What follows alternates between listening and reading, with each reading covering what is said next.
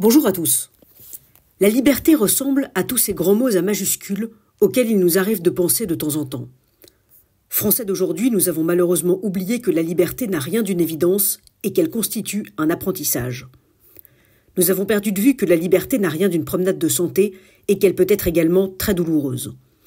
Alors que les petits-enfants rêvent de devenir grands, les adolescents ont déjà l'intuition que la liberté des adultes est un pouvoir de choisir qui s'accompagne d'une immense responsabilité et de cruels sacrifices, tandis que les plus âgés ont enfin compris que la liberté, telle une pierre de Sisyphe, nécessite d'être sans cesse réapprise et reconquise.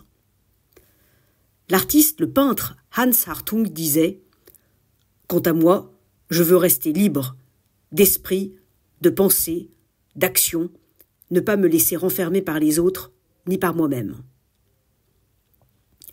Après les confinements sanitaires, chacun d'entre nous était si heureux d'avoir retrouvé la liberté d'aller et venir, de voir ce que nous aimons, de reprendre nos habitudes. Mais sommes-nous vraiment libres aujourd'hui ? Le confinement n'est pas toujours celui que l'on croit, ni là où on le croit. Ne sommes-nous pas confinés autrement ? Enfermés non pas dans nos maisons et appartements, mais dans le regard des autres, dans les injonctions sociales, dans nos obsessions et nos carcans, dans notre propre regard, l'idée que nous avons de nous-mêmes et qui ne correspond pas forcément à ce que nous sommes. Aujourd'hui, sommes-nous vraiment déconfinés ? Non.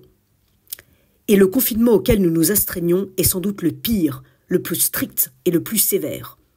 Les murs et les portes que nous nous imposons sont faits de nos peurs, de nos timidités, de nos illusions, de nos faiblesses et de nos préjugés, nos démons. Et dans ce confinement personnel, il n'y a ni dérogation, ni attestation de sortie. Ce virus qui nous entrave est semblable à ces démons qui nous empêchent si souvent de vivre comme nous le voudrions. Sans le savoir, nous nous transformons aussi en démons pour les autres, en les enfermant dans nos regards, nos jugements, nos peurs et nos croyances.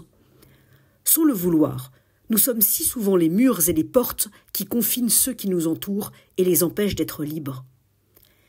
N'est-il pas temps de libérer les autres de nos regards, de nos peurs et de nos jugements ? Et pour ce qui est de nous-mêmes, n'est-il pas temps d'expérimenter dans notre laboratoire intérieur, à force de tubes à essai, de microscopes et de patience, le remède qui nous aidera enfin à être libres ?